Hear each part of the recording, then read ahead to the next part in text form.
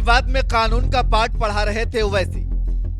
विष्णु शंकर जैन ने एक तर्क से बोलती बंद कर दी।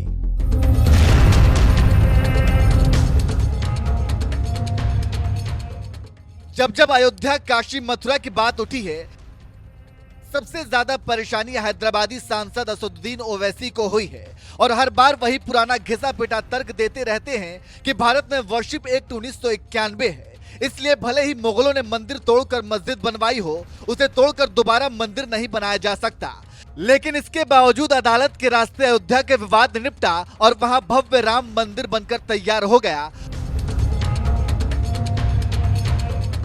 और अब जब एक बार फिर संभल की विवादित मस्जिद का मसला उठा तो यही ओवैसी फिर लगे वर्शिप एक्ट 1991 का ज्ञान देने। लेकिन ये बात शायद ओवैसी भूल गए थे कि उनका पाला सनातनी वकील विष्णु शंकर जैन से पड़ा है, जिन्होंने संभल मसले पर ओवैसी की बखिया उधेड़ कर रख दी।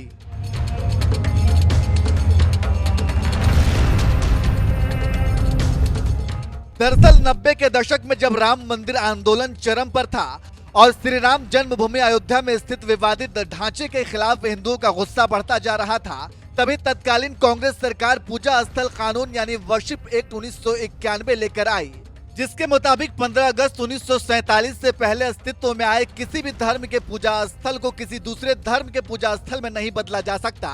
और अब कांग्रेसी राज में आए इसी कानून के दम पर ओवैसी एक बार फिर संभल की विवादित मस्जिद के सर्वे पर सवाल उठा रहे हैं। एक निजी चैनल को दिए इंटरव्यू में असदुद्दीन ओवैसी ने संभल की विवादित मस्जिद के मुद्दे पर वर्शिप एक्ट की याद दिलाते हुए कहने लगे, सेक्शन 3 सेक्शन 4 पढ़ लीजिए।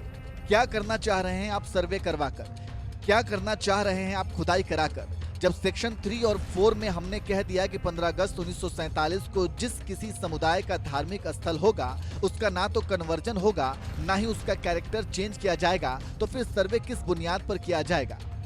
ओवैसी के वर्शिप एक्ट के बहाने संभल की विवादित मस्जिद के सर्वे का विरोध किया तो संभल मामले में वकील विष्णु शंकर जैन ने भी मुंहतोड़ जवाब देते हुए कहा, पहली बात तो तथ्यात्मक रूप से गलत है। उन्होंने कहा कि खुदाई हो रही है, मुझे ये बताया कि कोर्ट ने खुदाई का आदेश कहाँ दिया।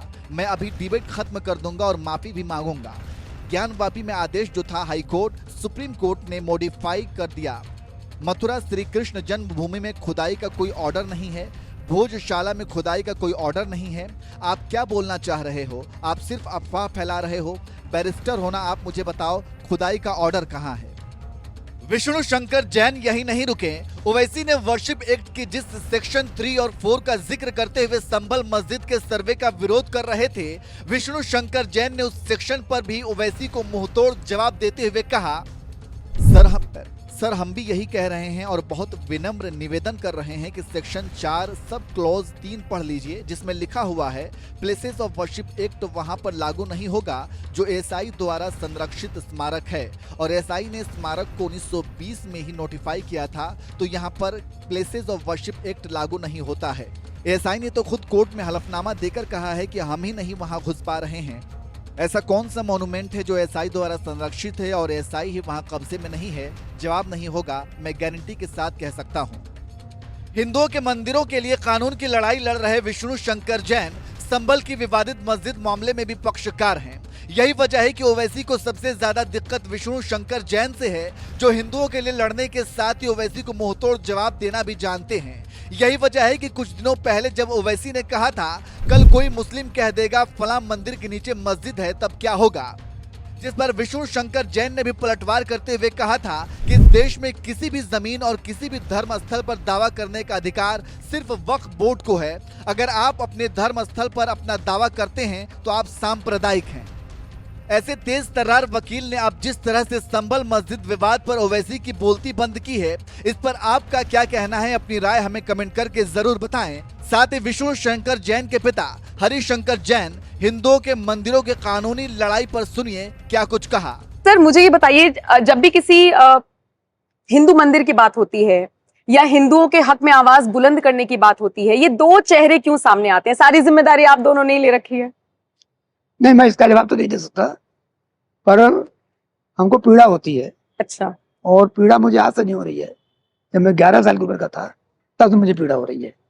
तो मैंने जब जब मौका पाया है तब तब हिंदुत्व की आवाज उठाई है और जो मुझसे बन सका मैंने किया है। मेरे बेटे ने भी वही अपना की जो मैं कर। और जब से अब अयोध्या के शुरू हुआ था, अयोध्या सूट ट्रांसफर होके लोअर कोर्ट से हाई कोर्ट 1989 में आया। तब से 89 से लेके हाई कोर्ट से लेकर 2019 तक सुप्रीम कोर्ट तक मैं उसमें वकील था, हिंदू पक्ष का, हिंदू महासभा की तरफ से। और जो कुछ मुझसे बन सका मैंने किया। और मुझे फायदा ये हुआ कि मंदिर केस के सारे आयाम मैंने सीख लिए उसमें। और उसमें क्या क्या जातियां हुई हैं, पूरा इतिहास, ये वो, और कितने कितने ग्रंथ हैं, किन में क्या कमियां हैं, वो सब मैं जान गया। जिसका फायदा मैंने तुरंत अयोध्या केस के बाद काशी और मथुरा के केस में लिया, दोनों में दाखिल किया। और 7-8 मुकदमे और दाखिल किए, क्योंकि मेरा प्रण है, बल्कि हमारा प्रण है, हमारे बेटे का। और जो हमारी पूरी लीगल टीम है, खाली दो हमारे साथ लीगल टीम है, हम सबका पक्का दृढ़ निश्चय है कि जो मंदिर भूतकाल में तोड़कर मस्जिद बनाई गई, उन्हें एक एक को वापस देंगे। अभियान चल रहा है। आज ही मैं 2-3 पेटिशन लिखवा के आया हूँ अभियान बताने के लिए। और ये हमारा अंदर चल रहा है। और जब तक मैं जिंदा रहूंगा तो जितने हिंदू मंदिर हैं जो तोड़ बनेंगे, सबूत मिल जाएगा, एक को भी नहीं। अयोध्या हो गया, काशी मथुरा हो ही रहा है, हो ही जाएगा। इसके साथ साथ अभी हमारा मुकदमा आपने सुना होगा, धार गौशाला के बारे में, वहां भी ऐसा ही सर्वे हो गया, ऐसा रिपोर्ट आ गई है। और रिपोर्ट साबित हो रहा है कि हिंदू ग्रैंड हिंदू टेम्पल था, राजा भोज का नाम है, माँ सरस्वती का, कुतुब मीनार, ताजमहल, टीले वाली मस्जिद, सब हमारे सब मुकदमा चल रहा है। और बहुत जल्दी 4-5 मुकदमे तैयार हो गए हैं, वो दाखिल हो जा रहे हैं। तो हमारा एक सीधा सिद्धांत है, और मेरा सोचना है कि किसी हिंदू को ये नहीं सोचना चाहिए कि और क्या कर रहे हैं, ये बात सही है, हम और क्यों देखें, और कर रहे हैं नहीं कर रहे हैं, किस आदमी का क्या मूड है क्या नहीं है, मुझे इससे क्या मतलब है। मुझे ईश्वर का आदेश है। और मैंने आपसे बताया कि मैं 11 साल की उम्र से लगा हूं। नहीं तो सर, उस 11 साल के जब आप छोटे बच्चे थे, आपको कहीं से प्रेरणा मिली, किसी ने आपसे कुछ कहा? क्योंकि 11 साल बहुत कम उम्र होती है। मुझे नहीं पता कि मुझे अपने देश के लिए, अपने समाज के लिए क्या करना है। 11 साल के बच्चे को किसने प्रेरणा दी? हाँ, इसकी कहानी है, आपने कहा तो मैं बताई। तो मेरी माँ जो है वो बहुत धर्म को बहुत मानती थी। अच्छा। और कट्टर हिंदू थे, और उनको हिंदू के अलावा बाकी सब लोगों से एक तरह से एलर्जी थी, नफरत थी। तो मैं 8 साल की उम्र में पैदा हुआ था। अच्छा। सॉरी, 8वें महीने में। अच्छा। तो 8 साल की उम्र तक मैं घर पर रहा, तो बीमार रहता था, कहीं जा नहीं पाया। अच्छा।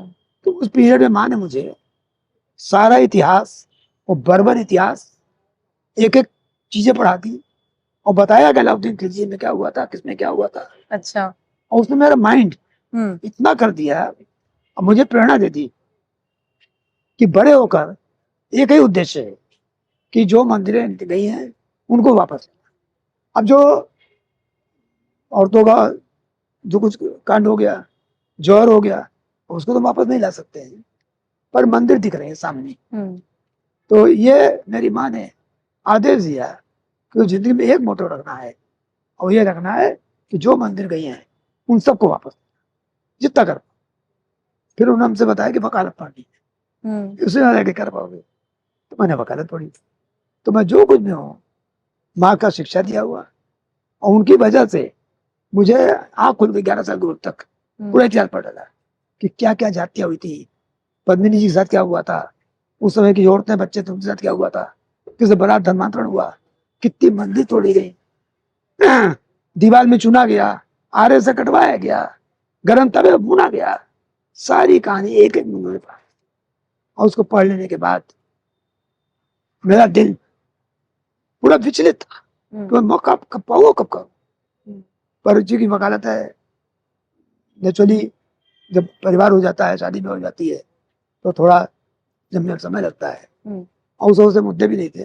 पर भाग्य से मेरे 1986 में ताला खोलने का आदेश हुआ राम जन्मभूमि का, तो मैं भी सक्रिय हो गया, और मैं विश्व हिंदू परिषद का आजीवन सदस्य हूँ। हाँ उस जी। समय उस समय बन गया, उस समय। और 89 से तो सक्रिय रूप से भाग लेने लगा। और उस समय मैंने काम किया है, जैसे पूरे देश में अंधकार था हिंदुत्व के नाम का। अंधकार का मतलब कि हिंदू का नाम लेने पर या जय श्री राम या मंदिर बनाएंगे या घोर हिंदुत्व की बात करना, सेकुलरवाद का विरोध करना, इस पर डर लगता था कि कब गिरफ्तारी हो जाए, कब मुकदमा चल